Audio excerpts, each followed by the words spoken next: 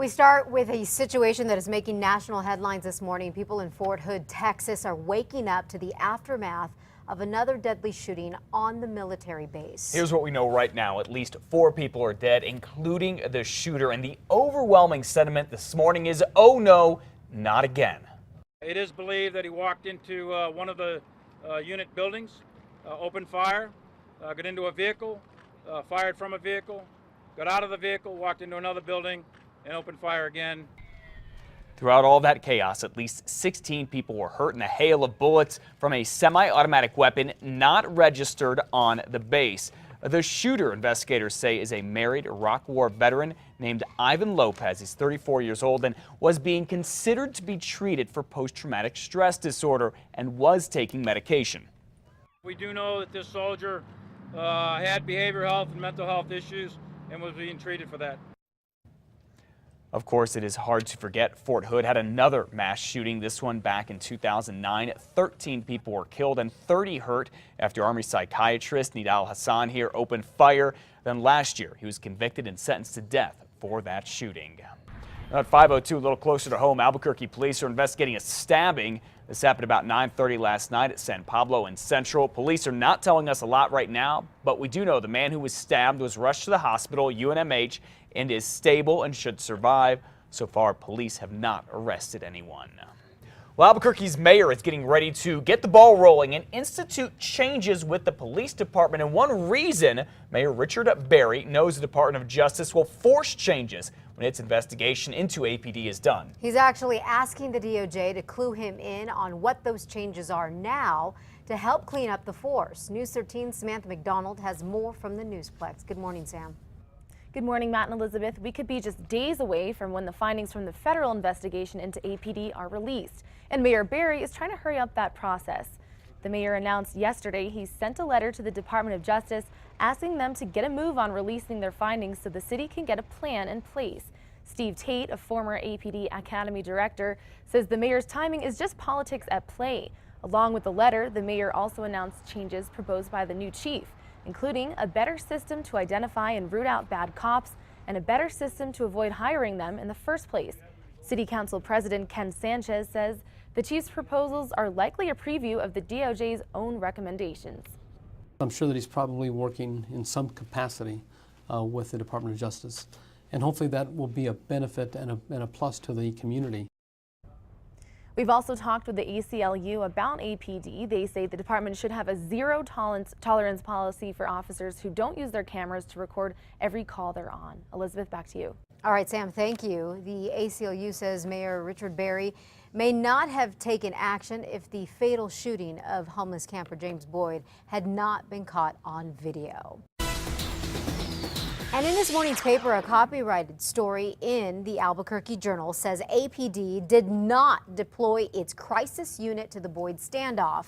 In a news briefing just days after the shooting, Chief Gordon Eden said that officers, the crisis intervention team, and a state police liaison spent 3 hours talking with Boyd.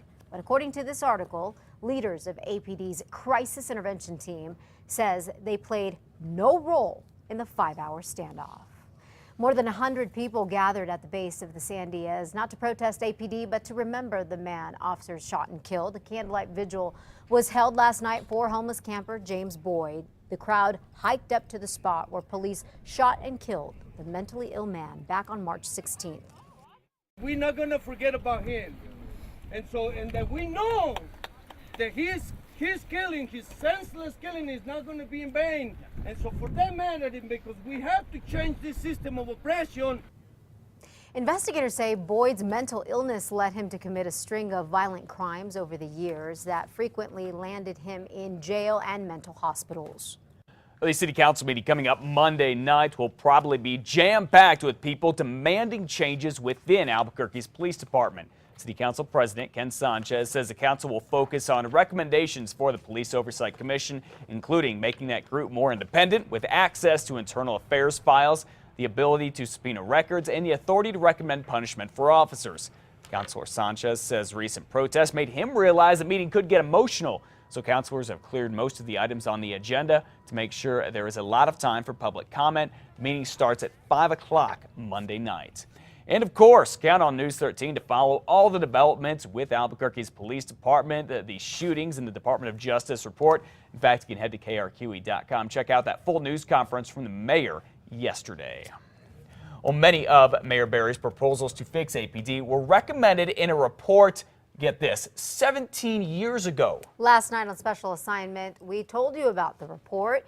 It's from 1997. The city asked for a report to be done back then after a string of deadly shootings, costly payouts, and deep distrust of APD within the community were visible. It sounds a lot like present day at APD. Well, the mayor says he made several reforms that have brought down the number of police shootings in the last 3 years. But the problems continue, as seen by the ongoing DOJ investigation. The co-author of the 1997 report says APD could have avoided the mess. In the year 2014, no police department really should be investigated by the Justice Department. They should have fixed the problems themselves. You know what the problem is. In this case, it's shootings, and we know how to fix these problems. So they have failed. Albuquerque Police Department has failed. To watch the full report, log on to KRQE.com or tune in tonight to 2 Casa Fox at 9.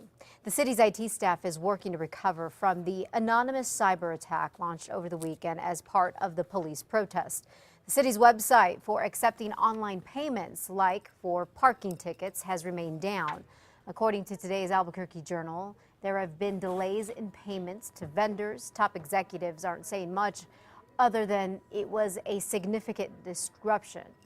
They are still trying to determine what defending the website has cost.